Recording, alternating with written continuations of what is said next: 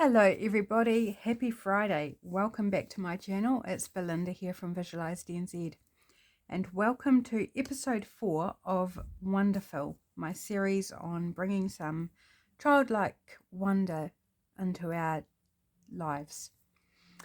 So if you haven't seen any of this series before, there are 3 previous episodes that you're more than welcome to go and catch up on, some fun activities exploring what it's like to look at life through that childlike vision and bringing that childlike sense of wonder back into our lives. Doing that through art, exploring art and journaling. So that's what that's about. You'll find more information in the previous videos.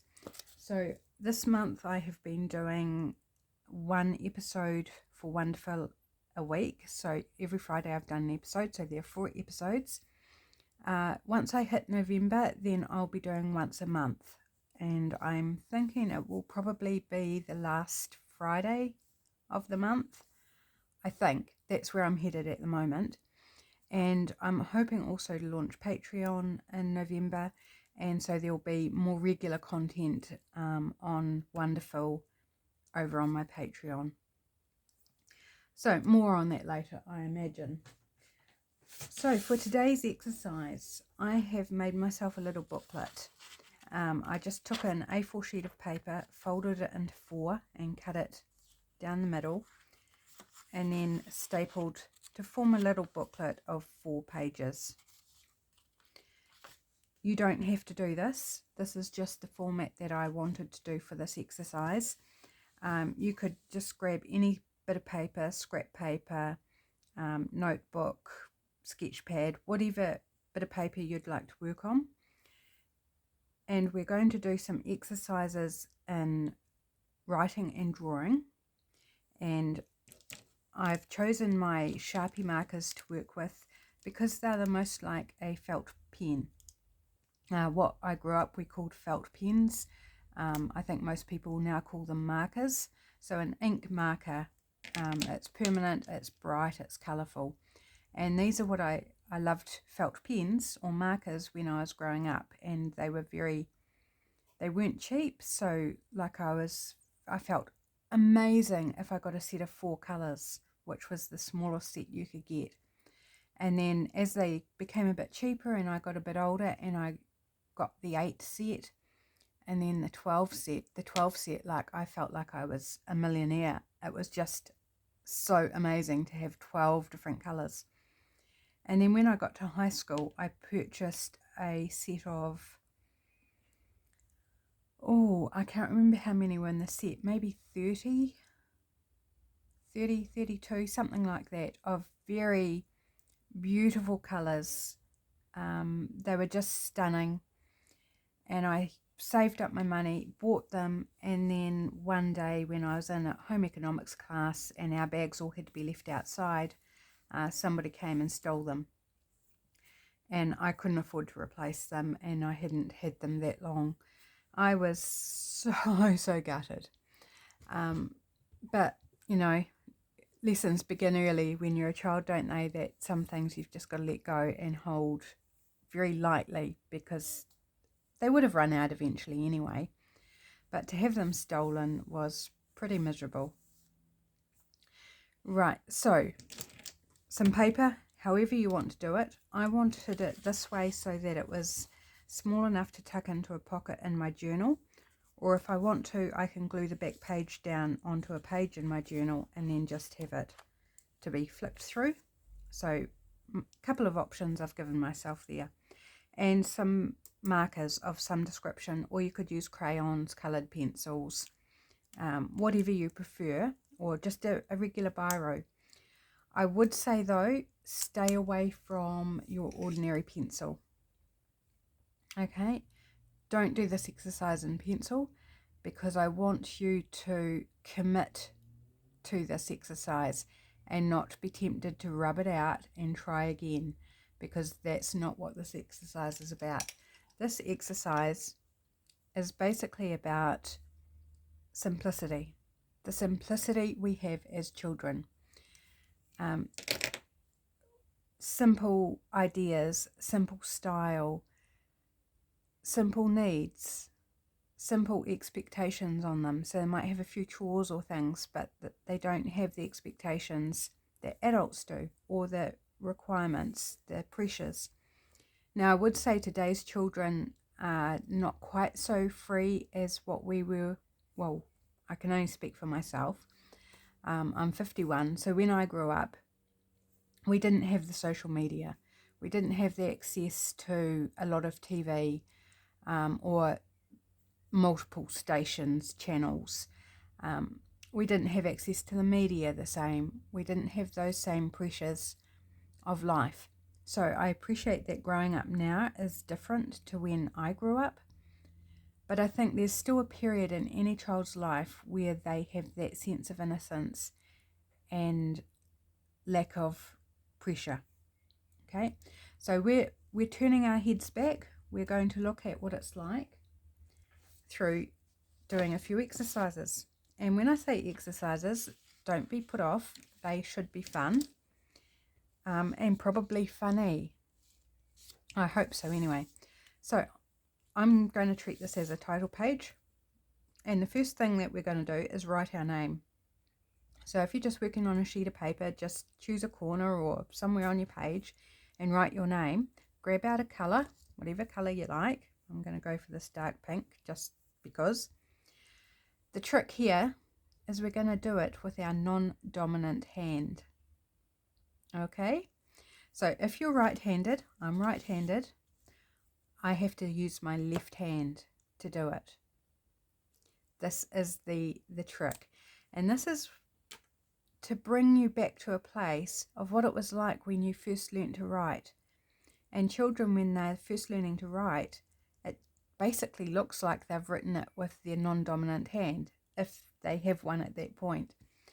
So nothing more to explain, just non-dominant hand and a permanent marker. So if you're using coloured pencil, don't cheat and rub it out. It is what it is. However it turns out is what it's going to look like. So it feels weird, totally weird. But you know what? It's already making me smile. Just the pure joy in doing this and watching it come out all squiggly and jagged and wonky, and obviously getting bigger as I go along, that already just made me happy. So that's the title page, and you can go ahead, you know, if you're not doing a title page, of course, then it's not a title page. You can go ahead and add things in afterwards, but we're just going to do a series of simple things. You can add to it later if you like. I am using just a page in behind because the Sharpies bleed through. So I'm going to switch to the second page. And so we're just going to do 4 little things, I think. We might do something else. I'm going to change my colour because I want to make it colourful. But do I want green? No, let's go orange. I'm going to go orange. Okay, are you ready? Have you done your name? I hope so. Right, so again, non-dominant hand. And for this one, I'm going to attempt to draw a flower. Any flower that you like, just remember simple form, simple shapes. Think how a child would choose to draw a flower. So I'm going to do, well, was supposed to be a circle. Okay, so it's not a circle. And then petals. And this is going to be the wonkiest flower that ever was drawn. And I'm going to change the green and do a stem and leaves. So stem and leaves, a child might or might not do that, but I'm going to go ahead. And I'm going to just take it off the page because that feels easier. And, oh, not too bad on the leaf shape. Okay, let's try another one. Oh, I feel like leaves are somehow easier. Don't ask me why. So there's my flower. Honestly, it makes me laugh. There's a sense of joy in it. There's a sense of freedom. So, have you done your flowers? I wish I could see them. I really wish I could see what you're doing. Okay, next page or next part on your bit of paper, I'm going to grab yellow, and I almost went to write with my dominant hand, which would have been interesting. A little faux pas that would have been, but okay, again with my non-dominant. This time I'm going to draw a sun. So I'm just going to do like a scribble center, call that my sun, and then the rays. So this is possibly one of the easier things. Maybe I should have started with this after doing our name. But we'll just say that we're giving your hand a little break from the difficulty of the flower. Okay, and I don't know about you, but when I drew suns as a child, I always did them in different colours.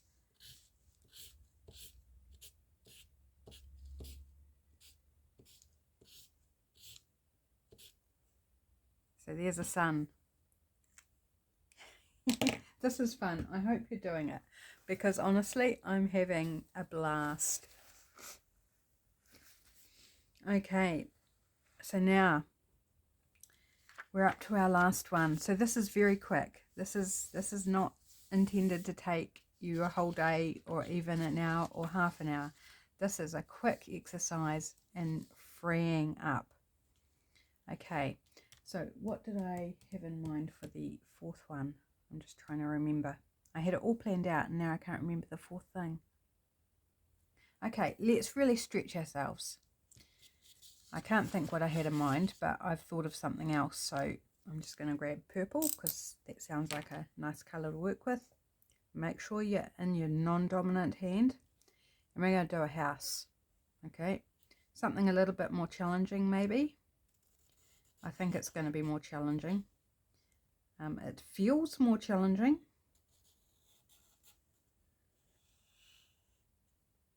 Yep, it definitely feels way more challenging. So I'm going to start with a box, and I'm going to switch up my colours and do different colours, because that's exactly what I would have done as a kid. Yep, that's kind of a roof line. And we have always had a fire, so I'm going to put a little chimney up there and some, well, kind of smoke, scribble. Okay, so I'm going to go back to the purple and draw some windows. And when I draw houses, oops, okay, interesting windows. When I draw houses kind of in this style, I always do like 2 windows and a door. I don't know, it just seems to balance with that rule of 3s. But you can draw whatever style of house you like. Just remember it's as if you're a kid. So simple. Simple, simple, simple. Okay, I'm going to give it some curtains. I always gave my houses curtains when I was growing up.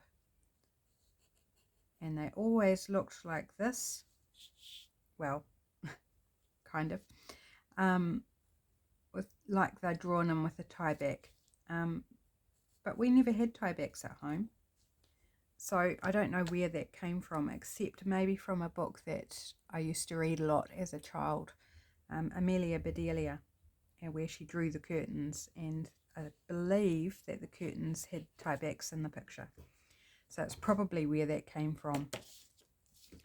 So, you know, this can trigger things in your memory too. Things that, like, why did you draw it that shape or that size, or where did it come from? Is that how you've always done it, or was it inspired by something that was in a cartoon or a book that you read a lot of? Or, you know, where did these things come from as a child? Can be quite interesting. Now let's do a little bush sort of thing. at the side of the house, and maybe a second one, if you can call them bushes. And if you really want to stretch yourself, let's try and do a simple bird. So when I say a simple bird, I'm thinking seagull type flying. So you know, the classic sort of arched V, if you know what I mean. So I'm going to try and draw it, and then you'll hopefully, depending on how I draw it, know what I'm talking about. Do a sort of arch down to a point, and then another arch, and that's your bird. So it's not actually too bad, bit wonky. And we'll do one over this side as well. So there's some birds around the house. So that's it. Just playing around, drawing with your non-dominant hand in all its wonky glory, and beginning with your name, just like a child learning to write their name. And it does, you actually have, well, I found I had to think about each letter as I was doing it. I couldn't just write my name like I'd normally without thinking, just I had to actually think, what letter am I trying to achieve? So it was an interesting process. So there we go. There's the exercise for Wonderful today. I'd love to see what you do if you participate, and I hope you do.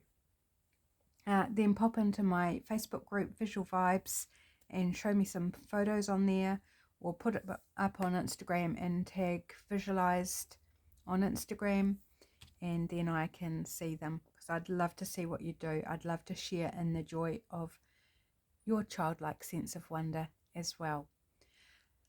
So there we go. That's the last episode of Wonderful for this month, and I'll be back again with another episode in November, probably the last Friday in November. Yeah, looking forward to it, and I hope you'll join me then. Okay, thanks for coming by, and I'll see you next time. Bye.